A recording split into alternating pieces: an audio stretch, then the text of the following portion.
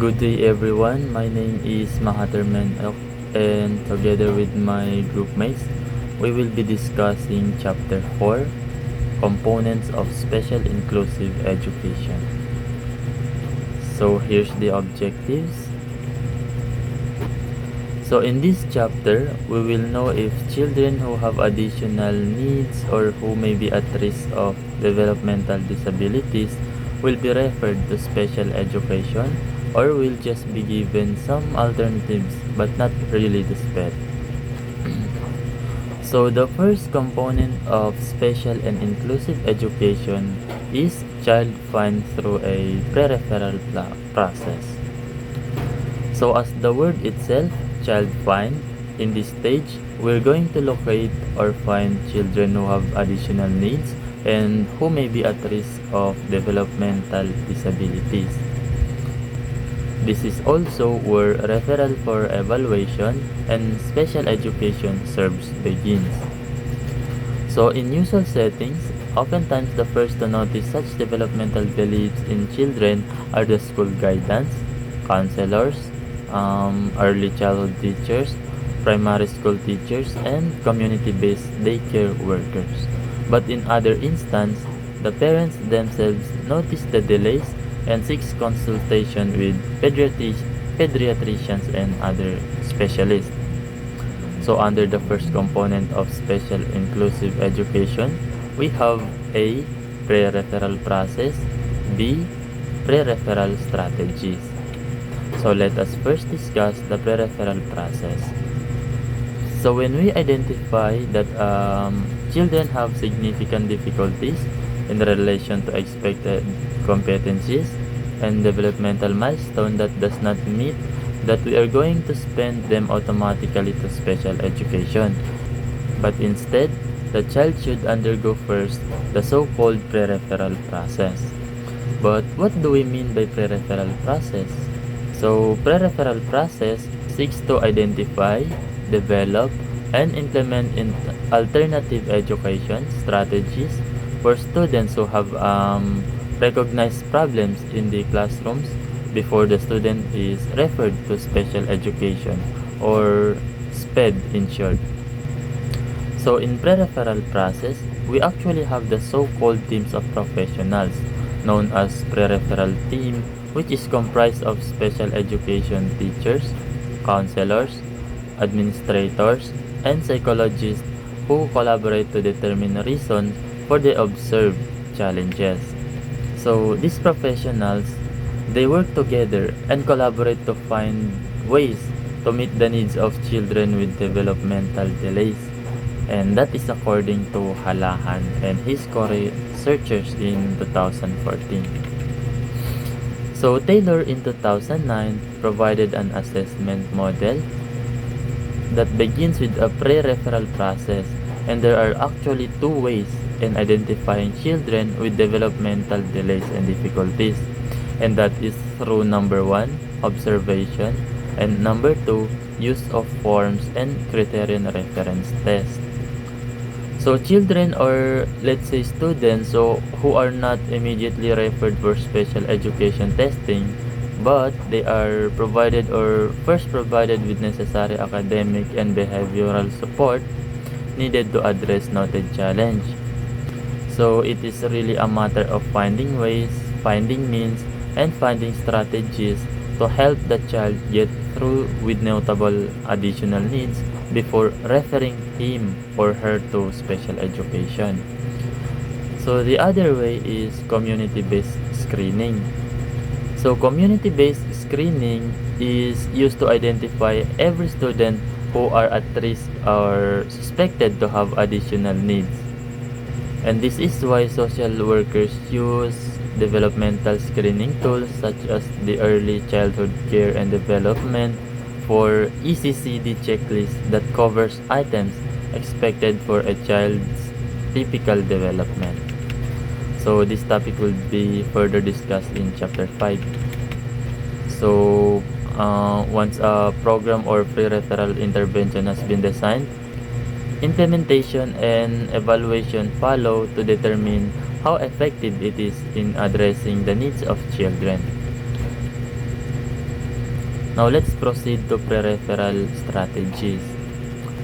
So the use of pre-referral strategies is essential in pre-referral intervention because pre-referral strategies are designed to provide immediate construction or behavioral management support to children.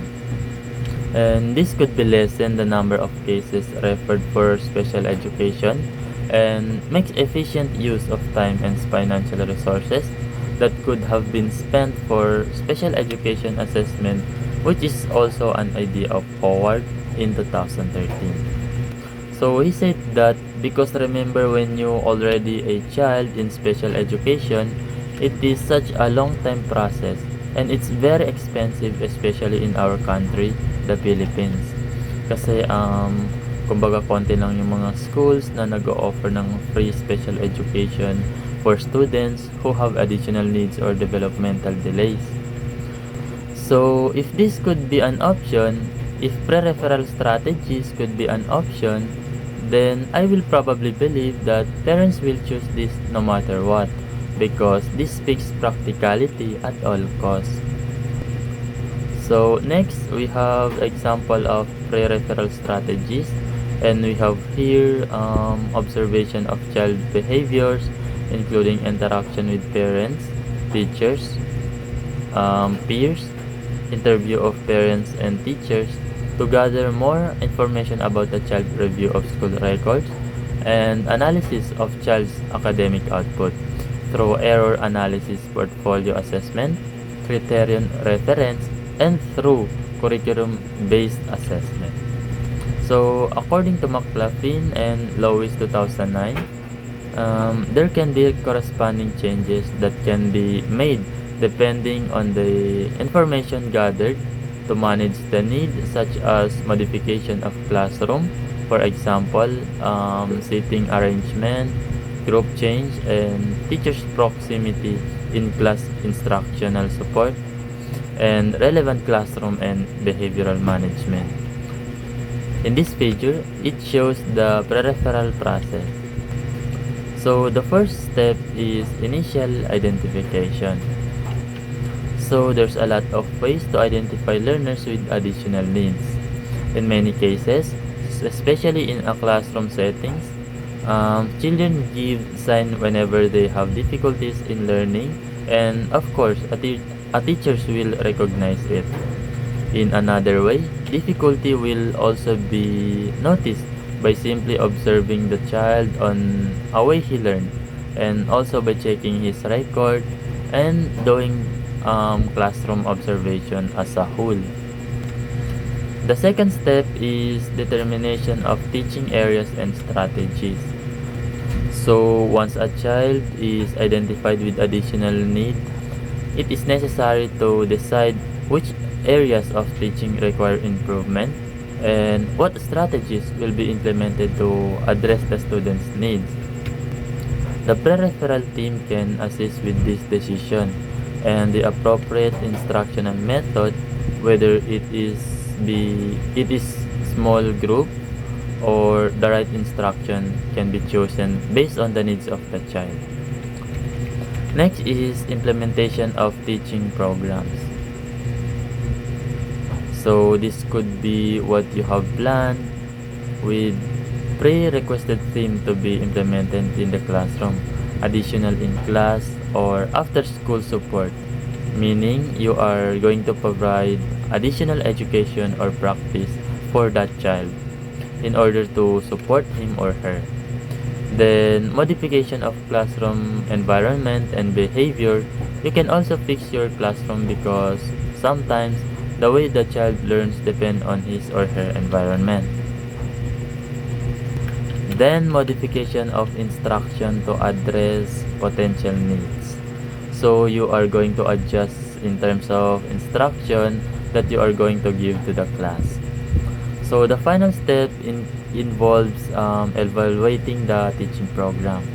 So after implementing the teaching program, it is necessary to assess their effectiveness, and this evaluation will determine whether the child has made progress or not. So if the child has improved, It indicates that the program has been effective. However, if the child has not improved, it suggests that the child needs to be re-evaluated. So since I have already talked about the first component of special and inclusive education, I would like to provide you with an illustrative scenario to observe Carl's pre-referral process through this video.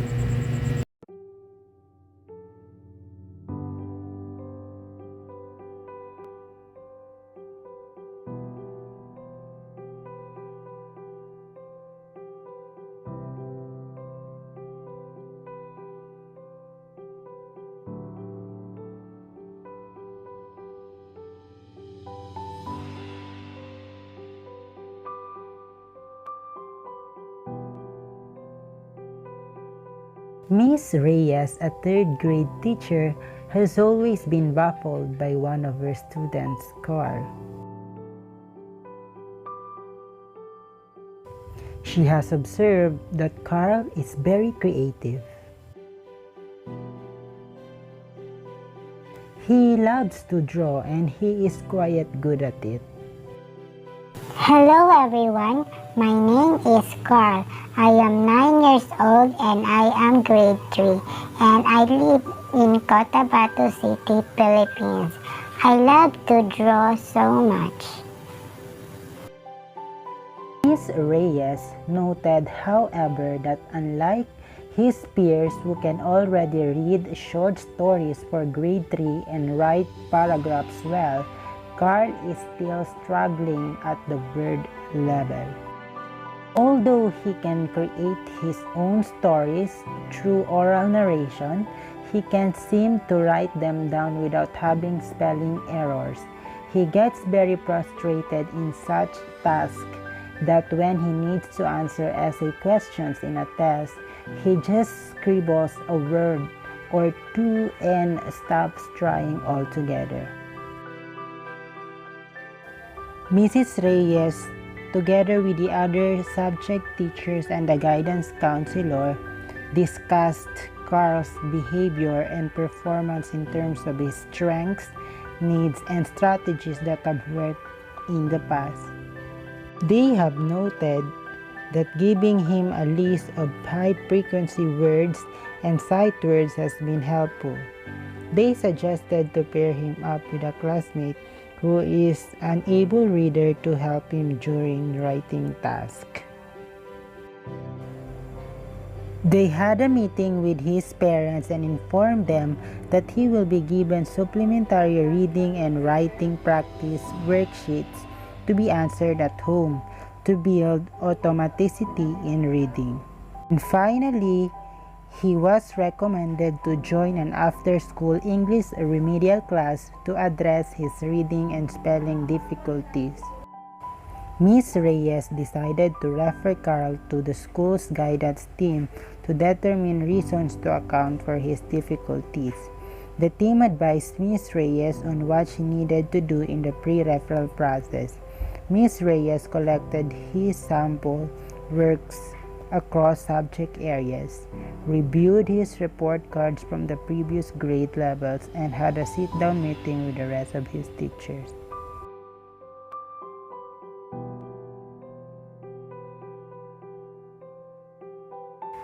Despite the instructional support and after-school remedial class, Carl continued to display difficulties in reading, spelling, oral fluency, and written expression.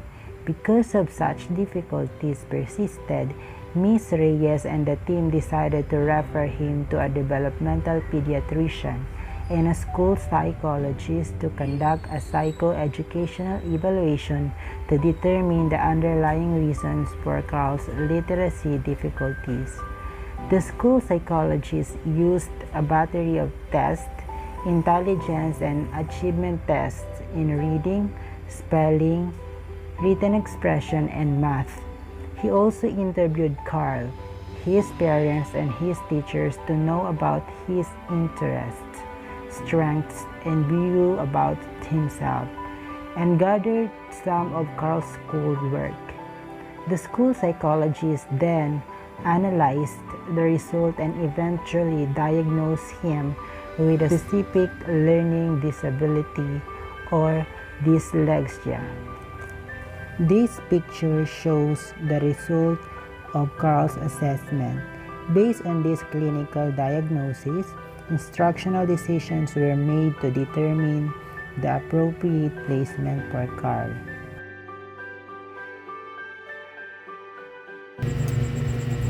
So based on the video, Carl, who is a third grade student, is struggling with reading and writing despite being creative and having good moral skills in English. So although Carl is facing challenges in meeting the anticipated skills, his teachers did not immediately recommend him for special education, but rather the teacher opted to initiate a pre-referral process first. Okay, that's it. So that is all for my part. I hope you understand what pre-referral process is. Thank you and have a good one, everyone.